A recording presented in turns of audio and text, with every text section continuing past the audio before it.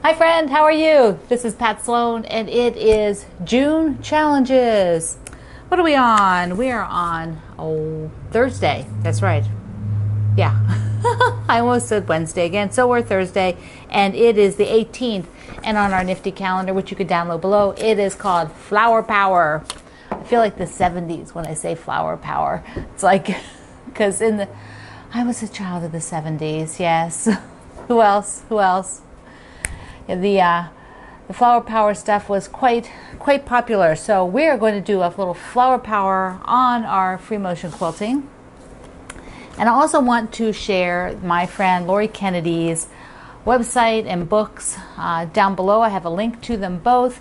Lori does a lot of image-based free motion quilting, so little cars and envelopes and all this kind of stuff, and she does these little tutorials, plus she has I think 2 books with the same publisher I am, with Martingale, and they're lovely books. She's a wonderful person to follow. So Lori Kennedy has lots of cool things. I'm going to show you one from her website, and then we're going to do one flower. So today, and I want you to show me out on my Facebook page, Quilt Along with Pat Sloan, my group, Quilt Along with Pat Sloan.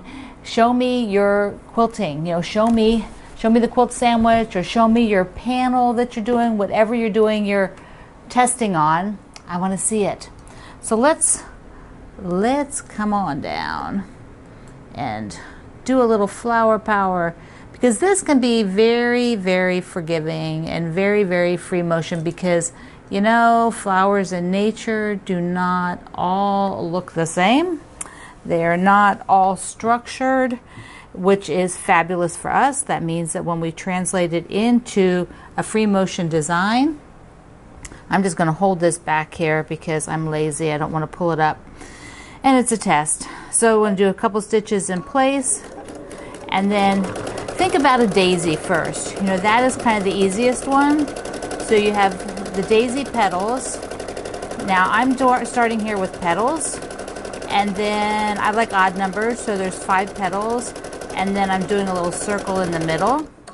So once I'm in the center of this, what do? I'm going to come back out sort of on the same lines. I don't have to follow them exactly, but close. And once I get to a spot where here, like I'm between the petals, then I'll scoot out through here. So this time, let's try the center first. And let's do a great big center. And I'll go ahead and do the spiral in the middle and come back out, and I'll sort of offset that spiral so it looks a little bit more like a ribbon. See, it looks a little bit more like a ribbon by having it offset. And then now I'm going to do the petals. And so I'm going to do little fat petals, little short petals like this. And they're just bumps all the way around. And I meet the first one, and they don't have to be symmetrical, or they don't have to be totally the same size. There we go. But let's do this. Let's now come and echo that. Echo meaning go on the outside of it and give a similar second row of petals. Now I'm going fairly slowish to me here, but I could speed this up. You hear the machine speed up? And you can test out like what works for you, going faster, slower. So there's, like here when I got I went a little faster, I was kind of thinking and talking too much, so I didn't get as close as I would have liked. I probably would have liked that to be a little closer in, but it's a flower, it doesn't matter. So now at this point you could try something different, or you could just make a new flower. But what if you made longer ones and you actually met down at the point rather than staying away from that whole edge? You came and touched. See, I'm touching right there. So this gives a whole different look, and you're basically doing the exact same motion, but you're doodling. You're playing around with what can you do next. There we go. Take it one more, and I've come out to that. So there is a flower, and here is the other flower. Let's see, I'll show you. There we go. So now you can see the 2 of them. So, this is what I want you to practice today. Play around with these flowers. I think that's what I'm going to do on the back fill for my Paris, is do some flowers, maybe like this, some sort of giant, and maybe toss in some of these little ones. Okay. it's always good to have a little assignment. And that is the one thing that I want you to go look at Lori Kennedy's site, because Lori has a zillion of these little assignments. She has tons and tons of she has them by categories. You know, do you want figures? Do you want fills? You know, that kind of a thing. And so these are the kind of fills and back ones that she does. She has one that's in there that's like a circle. It's basically like we just did with the flower, but it's a circle. Then you loop it around, sort of like a petal, sort of like throwing a pebble in the water, and it rotates out, but not real random. They're more consistent. That's one of her more recent ones when you go to the fill page. So I'm going to link you to that page, the fill page, and then I'll link you to her books, because I think you should pick them up, because they're really good. And if you want to be adding to your collection of how to do these and how to think about the quilting part, it's good to sort of explore what different other people are doing, so it gives you ideas. And that's where I think everybody stumbles. There's lots and lots of stumbling on the ideas. The first thing anybody writes in the group, or they write to me, they go like, what do I quilt? Well, it's impossible for every single quilt to have a plan that you can just purchase. You know, that would be impossible. A lot of designers, like in all my books, I show you a close-up of how that quilt was done on that day that it was quilted. That doesn't mean it's the only way to quilt it. It was just the one that we selected, or I selected, or I had my quilter select. So you just, you know, anything, there's all kinds of possibilities. But rather than like right away saying, what do I do? Sit down and sort of look at the shapes and think through what is actually on the background. If it's patchwork, you know, do you want to add images like flowers, or do you want something less realistic? You know, you want more geometrics, or sort of, you know, fills that are waves, or, you know, that kind of a thing. Remember to draw. Get your paper out. I forgot to bring the paper down here and draw, but I'll see if I can bring it down here another day. But draw on the paper. Okay, so I have my butterfly quilt. It's all quilted, and it's trimmed up, ready to go. So there it is. Ta-da! It is all ready. All I have to do is, my binding came in. Binding. Yes, I have to iron under. I do single binding. So it is 1.5 inches. And then what I do is I press under 1/4 of an inch like that. And then I will attach it to the quilt with the side that's not folded under. And then the folded under edge will be rolled over to the front and stitched down with a blanket stitch. And I have a tutorial on that, of course. It's in my books too.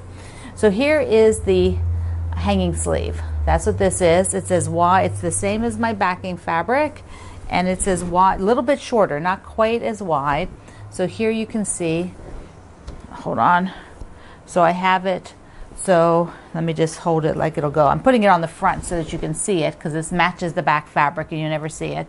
So here it is. It's a little bit shorter so that I can put a dowel rod, or if the quilt is not too heavy and too big, I can actually just put thumbtacks through, you know, underneath in the, you know, stick them in here like this with thumbtacks. And sometimes I do that so that I don't have to, because if I put a dowel rod, I have to have a hanger of some sort.